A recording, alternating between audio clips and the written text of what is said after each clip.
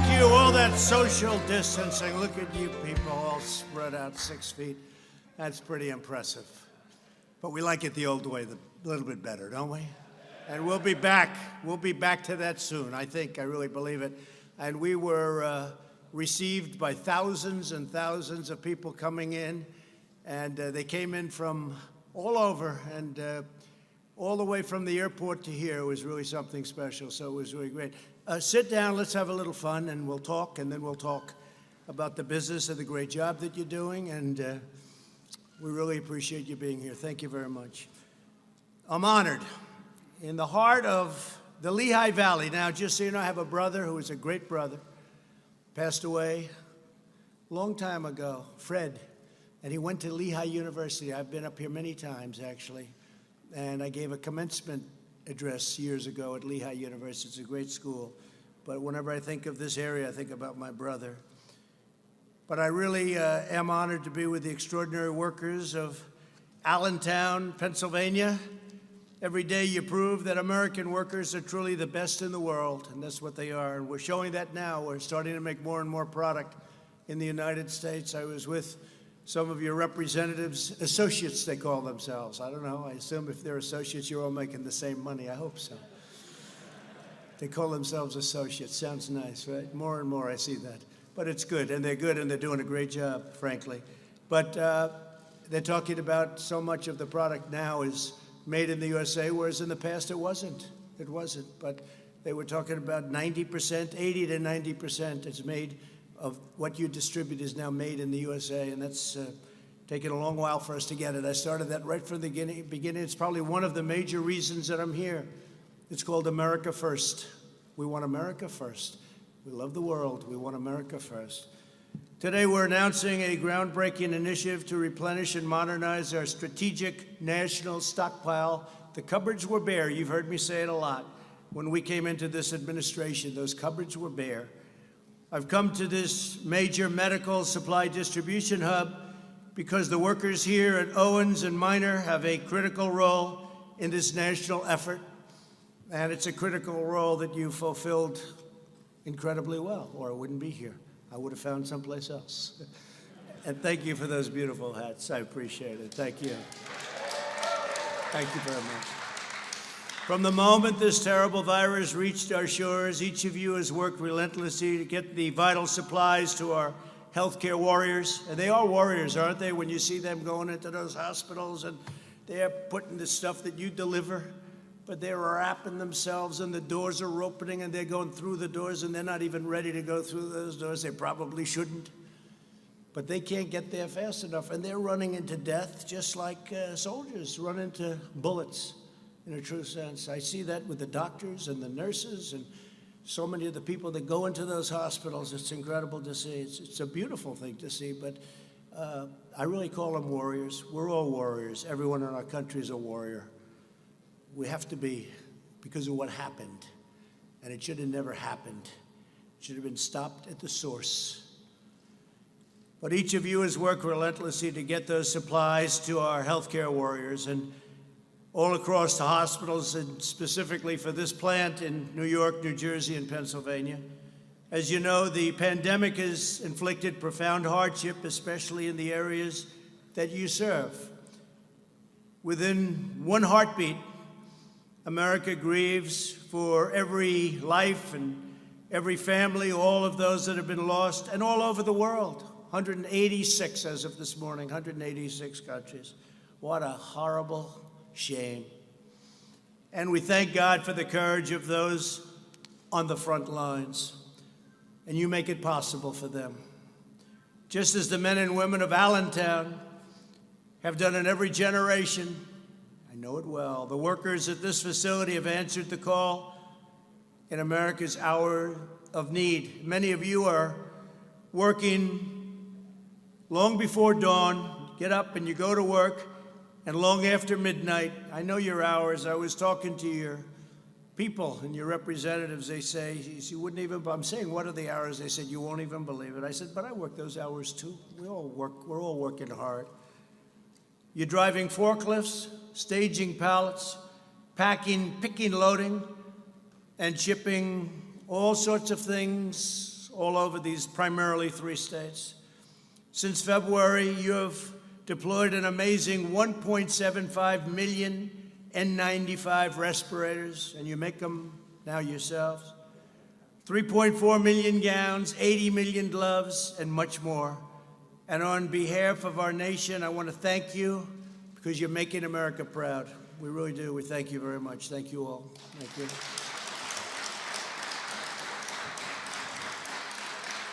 I'm grateful to Owens & Minor President Edward Pasica, along with your Chief Operating Officer, Jeff Jacobs. We're also joined by Secretary Alex Azar, doing a terrific job, and your statement to the press today was fantastic. He made a very impassioned, strong, powerful statement today. FEMA Administrator Pete Gaynor. Pete, thank you very much. Great job. Fantastic job. You're dealing directly, and you and Admiral John Polovchek. Where's the Admiral? Admiral, great job. Thank you very much. Are they doing a good job here, Admiral? Huh? Good. When the Admiral says yes, that means you're doing a good job. And the CEO of the U.S. International Development Finance Corporation, Adam Bowler. Thank you, Adam. Fantastic. Every incredible worker here today is part of the greatest mobilization of American society since World War II. You know that, right? We've done things with generators and ventilators and so many different things. We're making products that nobody ever thought would ever need in any mass form. Ventilators is the biggest thing. We made plenty of ventilators, which was very little in the country because most hospitals didn't need very many. And all of a sudden they said, we need hundreds of thousands of ventilators. We need kinds of numbers that you wouldn't believe. And we were mobilized, and with Adam and with the Admiral and with all of these people, and Jared, somewhere Jared is here. What they did is incredible. We brought geniuses in from Silicon Valley. And all of a sudden, within a short period of time, we had 11 plants up making ventilators. And you wouldn't believe what it is. And now we have so many. Every state has more than they need. We filled up our stockpile. We have over 10,000 now. And we filled it up. We're ready to go in case anything happens, but I don't think anything will happen where you're going to need any more. And we're now helping other countries with ventilators because nobody can make, you can't make them. They're very tough to make, very expensive. I say it's tougher than making a car. And we make the best ventilator, too. So they've done a fantastic job. And 2 months ago, you couldn't get a ventilator. We were left virtually none. Over the past few months, the federal government has partnered with Owens & Minor and other distributors to launch the very successful and historic Project Air Bridge, which is really being thought of and spoken of in glowing terms. Nearly 150 flights have brought 95 million masks, 16 million gowns, and 921 million gloves to America. Can you believe that? 921 million gloves. It's not even conceivable. Guided by our team, workers like you distributed over 1 billion pieces of protective gear to places in need. A truly remarkable accomplishment. After meeting the immediate demand, we'll be transforming and transitioning from Project Air Bridge to Sea Lift, where we're using big ships, giant ships. It's less expensive, and they can carry a lot more. And we don't need the speed anymore because we're very stocked up.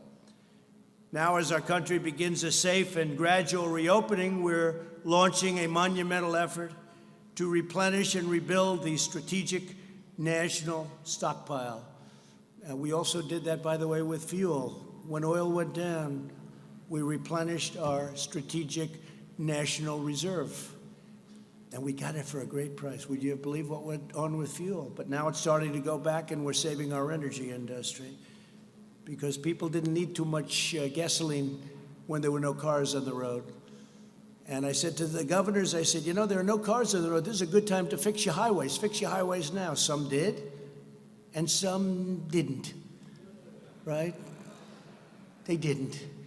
They were worried that two people working 35 feet away from each other or driving a tractor or whatever they might be doing, they'll catch the virus.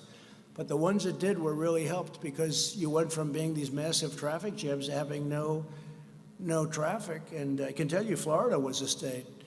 Great governor. And Ron he told me, he said, I'm doing it. I said, that's a good thing. Not everybody did it. Ron DeSantis of Florida, governor of Florida. But some did, and they've saved tremendous amounts of money. And in rush hour, they're building, and they hardly had to close a lane. So, you know, there are a lot of good things you can do, but some people decided not to do that. Under the previous administration, the stockpile was depleted and never fully refilled. Most of the N95 masks were distributed during the N1H1. Now, you know who says that, right? N1H1. Who says that? Sleepy Joe Biden. Remember? He said the N1H1. I said, isn't it the other way around? They said, yes, sir. But he said it, so it doesn't make any difference. But during the H1N1, and that's the swine flu, and there was a pandemic in 2009 that was not well handled at all, got very poor marks. Never again will another president inherit empty shelves or expired products, at least hopefully in 5 years you're talking about, maybe 9 years, maybe 13 years, but you'll never have to deal with empty shelves, and you'll never have to deal with a depleted military. The military that we took over was depleted and in horrible shape. We've now spent $1.5 trillion rebuilding our military. We have the strongest military we've ever had, by far. And this is a good time to have it, too. And all of the product was built in the USA. But I'm determined that America will be fully prepared for any of the future outbreaks, of which we hope there's going to be none. Who would have thought? 1917, it could have been up to 100 million people were killed. And that was the Spanish flu. 1917, who would have thought this was going to happen? That's over 100 years ago. Our effort begins by dramatically increasing our reserves. Instead of 1 to 3 weeks worth of supplies, which we had less than that, the U.S. government will now stockpile 3 whole months, much of it made in the USA. My administration has already awarded contracts for approximately 200,000 ventilators, which we're building ourselves. And now that we're restocking, all of those great things are happening with ventilators. My administration has also ordered 800 million N95 respirators and face masks. Face masks also we're making here. Last week I was at Honeywell, great company, high-tech company, and they're making masks. And they're making face masks. They're making a lot of different things that 3 months ago they never even thought about. They've geared up. It's incredible what some of the companies have been able to do. You've seen that, what Honeywell has done, an incredible job they've done. But many of them are manufactured by Owens and Minor. Many of the things that we're doing and delivering happily to places that were not able to get it, done by Owens and Minor. Thanks to a major investment in Del Rio, Texas, your company plans to produce an astounding 20 million N95 masks per month. That's more than you do here. I don't know. You're going to take that? I don't think so. That won't last long, right? But think of that, 20 million N95 masks per month, and that's going to be very shortly. Next, my administration is taking action to modernize the stockpiles during this crisis. Admiral Polovchek and his team built a cutting-edge system that allows the federal government to integrate seamlessly with our nation's largest distributors to procure, produce, and deliver astonishing quantities of supplies where they're needed the most. We have an incredible system. Hope we're not going to need it, but it's there, right? Well, it's there. It's there like nobody would even believe. And the press doesn't ever talk about it. They don't want to talk about it. There they are right there. They don't want to talk about it. They are a disaster. But that's okay. The people understand, and that's all that really matters when you get right down to it. Going forward, we'll build on the system to create a stockpile that is not only the best resourced in the world, but also evolves to meet all of the new threats that can happen, things that you're not even thinking about right now. We'll continue to partner with American industry and distributors like you to help manage and rotate our vastly expanded inventory. The final step in rebuilding the stockpile is to bring critical manufacturing permanently back to America. Wouldn't that be nice, right? We're doing it, and we've been doing it. My goal is to produce everything America needs for ourselves and then export to the world, and that includes medicines. It's very important. Too reliant on other countries. And I've been saying that for a long time, long before I became elected president, right? He knows. He's been hearing it. To this end, earlier today, I signed an executive order, just signed it, invoking the Defense Production Act to grant new authority to the U.S. International Development Finance Corporation, just a little while on the plane. This federal agency normally invests in economic development projects in other countries. I said, how about investing in our country? We invest in other countries. Globalists, you know what a globalist is? They want the globe to do well, but they don't care about us. Now, we want everybody to do well, but we have to take care of America first. It's got to be America first. And you know what? Other countries say their country first. Why wouldn't they do that? But we didn't do that. We had a bunch of globalists. They didn't know what the hell they were doing. But under my order, it will now also invest in our country, helping to bring vital factories, pharmaceutical producers, and most importantly, jobs back home where they belong. Now, we had the greatest economy in the world. We had the best job numbers we've ever had. We had almost 160 million people working. We were never even close to that. The best unemployment numbers we've ever had. African American, Asian American, Hispanic American had the best job numbers in history, in the history of our country. They never did so well. Best income numbers, best stock market numbers, 401k numbers. The good part is the stock markets, because we know what we're doing, the stock market's ready to move. Never went down like a lot of people said, wow, it's at 23,000, 24,000. It was 29,000. It never went down like people would have assumed, because they know what's happening. They know, smart people, a lot of smart people, they know what's going to happen. We're going to have an amazing next year, one of our best. But we had the greatest year ever, and then we had to turn it off, artificially induced. We had to turn it off.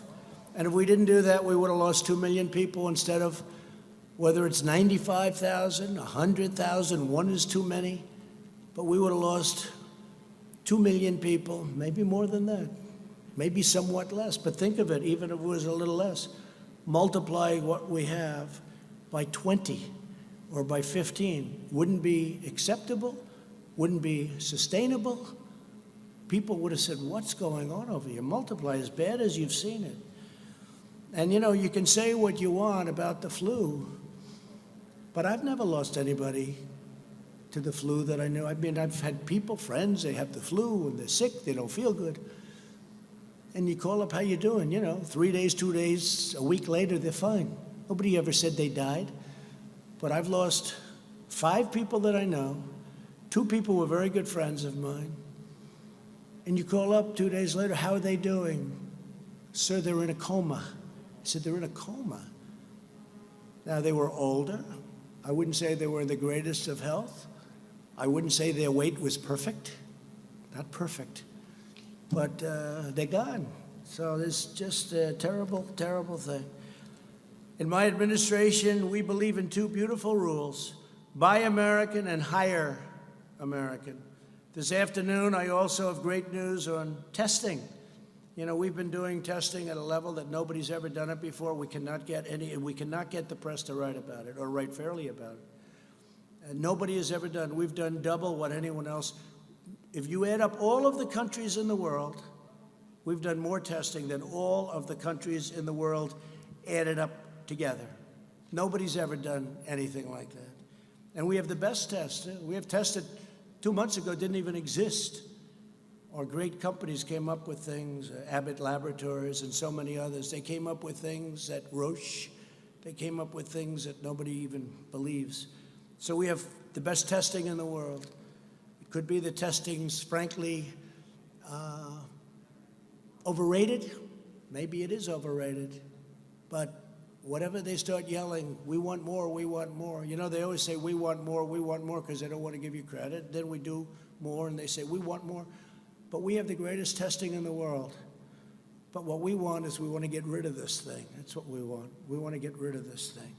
This afternoon, I also have great news on that testing. America has now conducted its 10 millionth test. That's as of yesterday afternoon.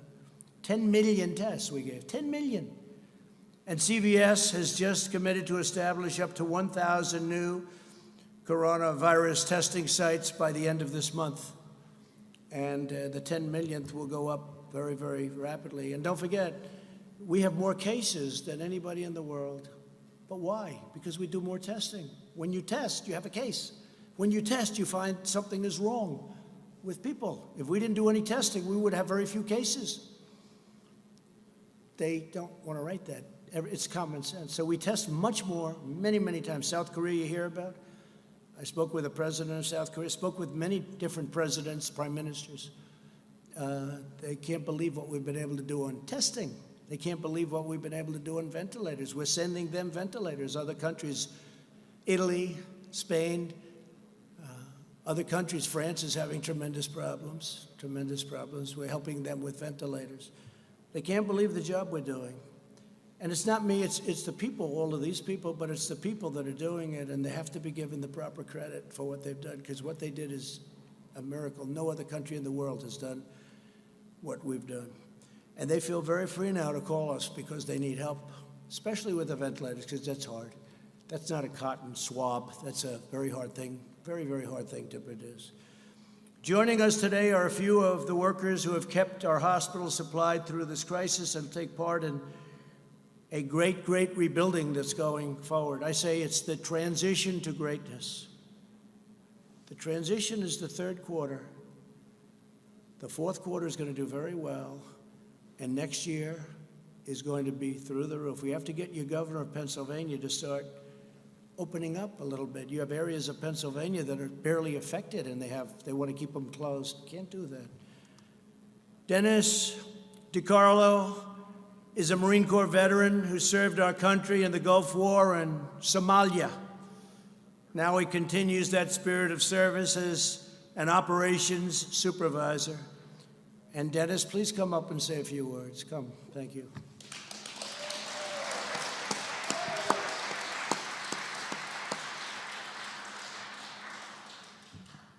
Thanks, Dennis. Thank you, Mr. President. I want to first start by saying thank you to all my teammates out there. We've had a lot of blood, sweat, and tears, and I want to say thank you to you guys. You guys are the ones who did this, so thank you. I know we're in a crisis situation with our country, and people have asked me how it's changed. For us, it's almost with little modifications. It's day-to-day business for us as dealing with the medical supplies. But I feel the one emphasis is on the seriousness.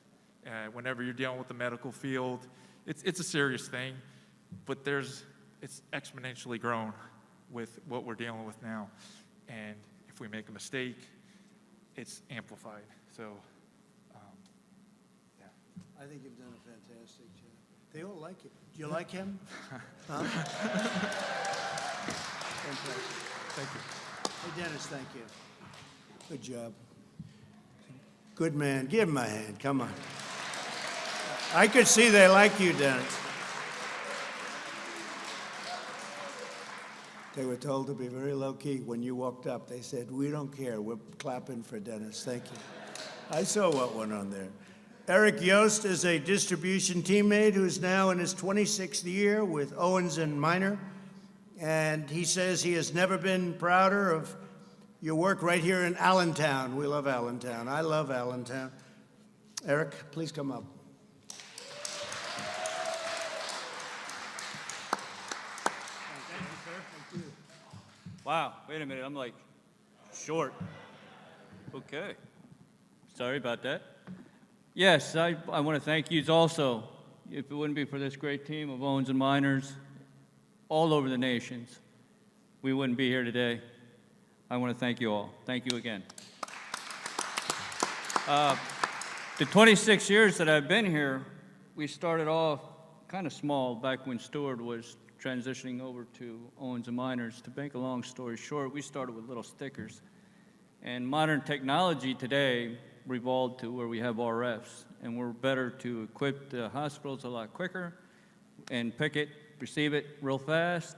And then when this coronavirus came into place, we had to really react, and we did a great job on that. I mean, think about all them numbers that the president threw out there. I mean, that's a phenomenal job. We brought it into these buildings. We got it in, we got it out, we got it to the hospitals that were in dire need of all this. And my hat definitely goes off to all you guys. Thank you very, very much. Thank you, President. Thank you. Great honor. That's great. Thank you very much. Carol Tim is a safety and training coordinator who has taken on extra duties during the emergency. Carol, please come up. Thank you, Carol.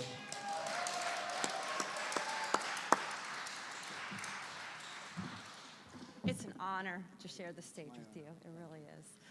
And I think everybody knows I've been so excited about your visit. I'm the safety training coordinator, and my job is to make sure everybody goes home at the end of the day, which is very important to everyone's family. It's important to America because it's important for these people to show up the next day, because these are the unsung heroes that save lives every day, and they do it humbly.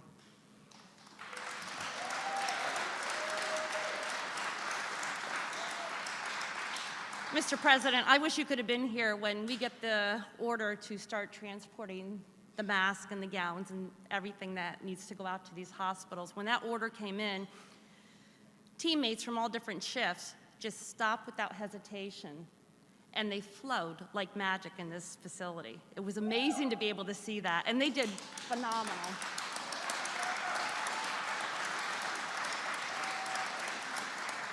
And you mentioned about their hours. They don't stop working until the job's done, because everything they do today saves a life tomorrow. So they're awesome, awesome Americans. So thank you. Thank you very much. Thank you. Great job. Thank you, Carol. Great job, too. And you're really blessed in this state with some tremendous congressmen who have really worked hard, been really incredible teammates. Sean Parnell is going to be fantastic, too. I hope that all works out. But he's an outstanding person. But they really work very hard. And I can say that some don't and some do. This state, you have a lot of hard workers, so you're very well represented. But I want to thank you all, because for generations, American greatness was made, forged, and won in places like Bethlehem and Easton. It's the home of Larry Holmes, right? Larry Holmes. Is he still in Easton? Oh, good. Well, say hello. He was some fighter, huh? He used to talk about Easton. That's great. Say hello to Larry.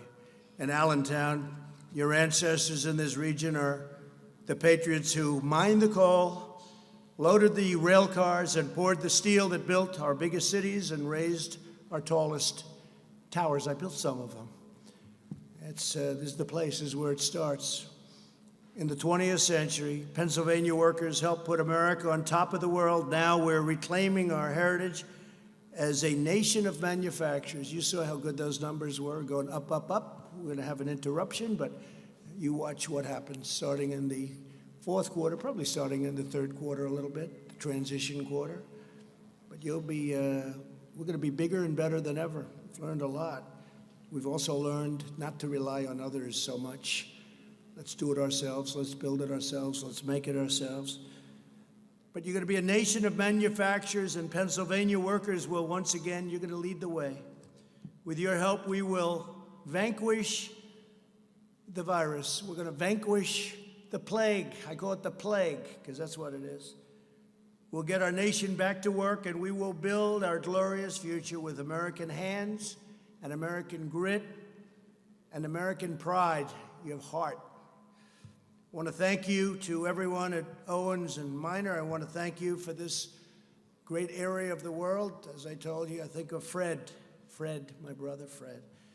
God bless you, and God bless America. Thank you very much. Thank you. Thank you.